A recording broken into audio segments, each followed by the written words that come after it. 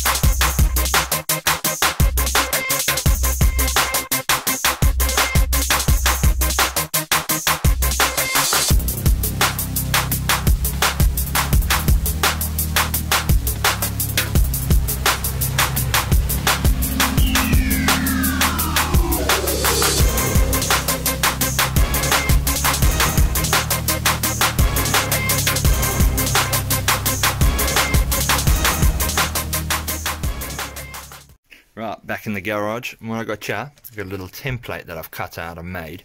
And what these are the Ford handbrake brackets that I'm going to actually cut out of the trailing arms on the Volvo. Now, obviously this is not really needed. It's just me being pedantic. I want to get like a proper factory fit. So to get the Mondeo cable, handbrake cable to fit, it needs these kind of weird locks and a hole drilled in. So that's what you're going to see now. I'm going to get the drill press out and just start drilling them a little bit. So that's the next thing you're going to see.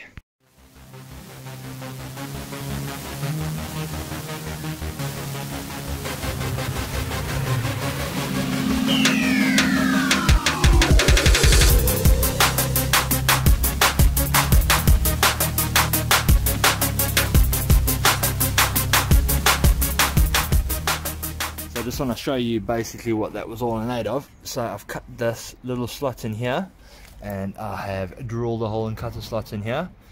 And what that is for, if we can see here on the Mondeo, that is on the handbrake cable.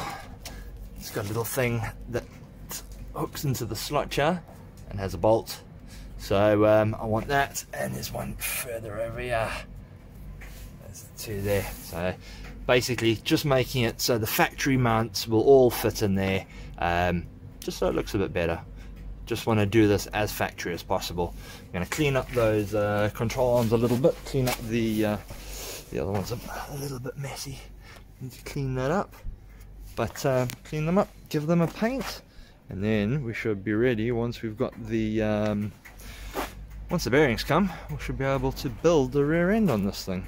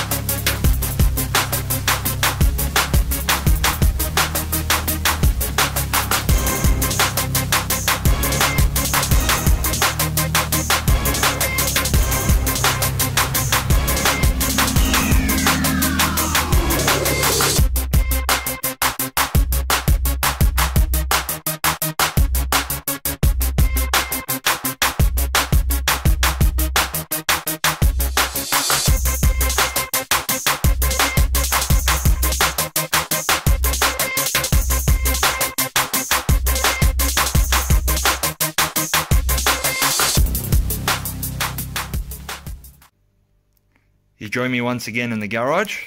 So, got the XC60. I received my new pump in the mail. Now, plumbed it all in for what I think. There is a couple of unknowns with this. In this tank, there seems to be two sort of, they look like in-tank pumps. But this only has a connection for one. So what I've done is I've popped it up, wired it up as much as I can. We're going to try it. We're going to give it a try, see what it does, see whether it'll draw petrol from the other side or not. As I say, very much an unknown. I might have to splice the wires. By the time this video goes up, I'm probably going to do some more research and check it out. Hopefully speak to like a Volvo technician or something who knows what it is, and I can just tell which one's positive and negative, and maybe splice the two together. Because inside of here, it's like a black bulb with a part that comes out to the actual out feed.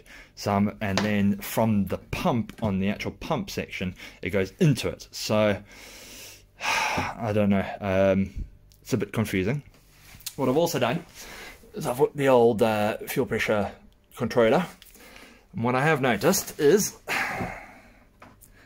this damn lead does not fit. Does not quite get there. It's probably about 2 or 3 inches off. So there's no CAN bus wires or anything weird in there. It's only 5 wires. Let's have a look if I can get the colours. What I'll probably do is splice and extend that myself. Probably give it another like maybe 10 or 15 centimeters, and then I can run it through these pipes, the holes here, and then I think, so this one goes to the rest of the loom of the car. I think if I extend that one, this one will still reach, so I should be okay with that. I've also pulled one of the, this is like the breather pipe that comes from the front of the car, so this will sit, obviously I'm going to have to tape it down, it's going to sit inside of one of these things. Yeah, so that is about where I am at the moment. A bit stuck, got a bit of figuring out to do. As I say, this on this pump is also, here is the breather where I was unsure of before, that comes from inside of the tank and comes out. This is the return, so obviously the XC60 has a return feed, which is probably a positive, because I could use that in future, you know, if I need to go for a big turbo or whatever in future power, I could probably plumb that in, and it would hopefully help with this variable, the variable fuel pressure system that the Mondeo struggles with. But otherwise, I'm thinking it's okay. Maybe what I'll do is, as I say, these like little in-tank things, I'll try and put a photo up and just sort of show you what it is. It sort of sits, literally it's about here under the bottom, and it looks like there's wires coming from the other side too. There's obviously pipes coming from the other side. That I was expecting. I wasn't expecting another, like an in-tank pump. Although it could just be a filter. It's really weird. It's a strange looking thing.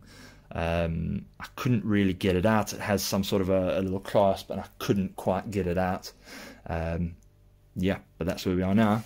I did get in the mail today my my new bearings, so that means, as you can see, all that stuff's under there. It's a bit rainy outside, so it's all drying. All my bits are all drying under here. I've painted up a bunch of bits while I was waiting for parts. So once those are all dry, I'm going to be building the rear ends, because I've got pretty much everything now. Got the tank. What I'm going to try and do, I'm not sure if I need to put the tank in first, because I think the diff will clear this. So I might be able to put the diff in, then put the tank in, get the whole back end in, because I know that's fine, and then this, just test this out. I really want to maybe put it on the floor, put a bit of petrol in it, run it, see if it actually picks the petrol up, see if the car even starts. That might be a job for closer on during the week. I'm really running out of time because of the damn weather. It's really delayed me. Obviously I'm closed inside the garage at the moment because it is pouring down outside, and I'm just literally surrounded by car parts. So yeah, wish me luck. Hopefully some research will turn up the right things. I've still got to get the pop out of the car. That's going to go to the evap canister. I've got to figure that out. But first things first, I want to make sure this thing actually picks up fuel and pumps it. As I say, I might just plug it in here, put this in a bucket, turn the car over a little bit, and see what it does. Maybe before I even extend that loom, I'll just unattach that again, move it closer, just give it a test. So yeah, that's it for now. Not much else I can do. So hopefully this weather clears up soon and we can get all those bits on. I've got the whole subframe under there waiting. I've got the new bearings, I've got the shafts, I've got all the oil for the diff, I've got everything I need. So fingers crossed for some good weather. Alright. Ready? Yep. Yep. Right, there's fuel coming out. So we have liftoff. As you just saw, I couldn't wait. Just did a crude test, and I got my dad to start it up quickly, and yeah, it's pumping fuel. So that looks like it's good. So tomorrow I'm going to extend those wires. I must take a photo of those colours. As you can see, I just got crudely attached up there. Just had that bucket down there, and yeah, fuel came out. It came out on the start, and then we turned it off, and it did its you know, when you hear the sensors go, and it squirted a whole freaking bunch of petrol then too, so I spilled it all over the floor. But yeah, things are looking very, very promising. I am super stoked. I didn't think that was going to work. As you can see, I don't know if you can see in there, the just slew of parts was actually ridiculous. So yeah, I am more than happy, and it pumped out a hell of a lot of fuel, I'll tell you that much. Yeah, we are game on. Back in the garage after doing a bit of testing, and it looks like we're going to have to end this on a bit of a damper. So looks like all the piping was correct. I had all the sieve wires correct. Now the issue is, let's see if I can get this light closer here. So there's these two connectors here. One looks like it's for the float, one looks like it's for a pump on the other side of the tank. Now what I am thinking is that on the plug here, the Volvo actually uses that end there for something. I'm imagining it should be, so let's grab this pump here quickly. So this pump, for some reason, has only got one connection. So tracing it all down, it looks like it's missing a wire from here, one of the pins. So I think that this needs power to it. So what I'm going to do now, this is going to take a bit of fiddling and messing about. I'm going to have to try and maybe put 12 volts to this and see if it does anything without blowing up the tank. So without blowing up what's inside here. So yeah, basically what happened was I poured all the petrol from one side to the other, and the pump just ran dry. Nothing pumped out of it. So something is amiss here. Something is definitely not working. So I'm going to leave that there for tonight. It's nice and dark outside again. I've been messing about for ages. So yep, I'm going to have to leave it there tonight, I think. So that's me signing off again. Hopefully the next little bit will have something more positive to go on and not me covered in fuel again. Anyhow, so thanks for bearing with me. Hello again. So I just wanted to give a quick rundown of what a couple of things, and probably not leave the video in such a downer of being stuck. So I've been doing the last probably 2 days of research, finding a bunch of Volvo places, getting in touch with a bunch of places, trying to figure out what's going on. Figured out, obviously, I've got the wrong pump. Found the right one. Got the part number, because the part numbers have been superseded about 10 times, so it's really, really difficult to find the right one. Found one from Amsterdam or the Netherlands somewhere, and that's been shipped out in the next couple of days. So right now I'm a little bit stuck for the tank, but what I have figured out just by looking at diagrams and stuff, because there's no real schematics on these pumps, it looks like what it does is once the float hits a certain level, it actually engages the two little pump tank thingies and pumps petrol from the far side of the tank over to the inside of the tank.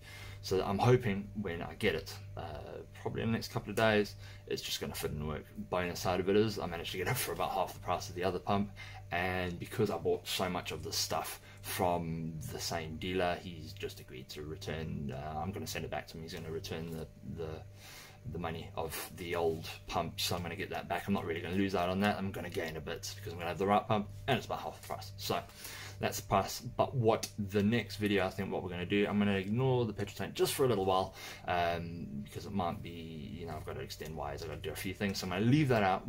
Next video, what I'm going to be doing is I'm going to be putting together the rear end, sticking that all in, getting it rolling again, doing a service on the diff, putting it all in. You're going to see all this. I'm probably going to start it pretty soon.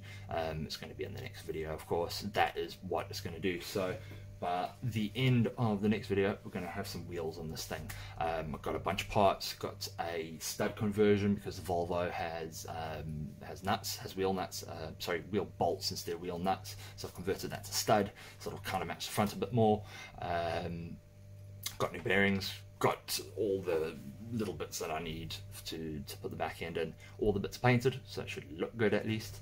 So yeah, fingers crossed for the next one. Hopefully we don't hit any more snags, but at least I got the pump kind of figured out. Just need to get it now.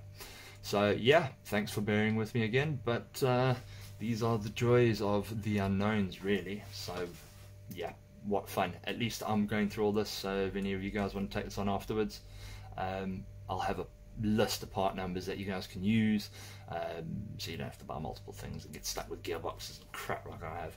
But yeah, thanks for bearing with me again, and hopefully you like it. Hopefully you still find it interesting. Promise a lot of progress in the next video, because everything is there. I know the rear end's all there. We're just going to get it all together, get it on the jack, get it up, get it in. Should take a day. So yeah, see you in the next video.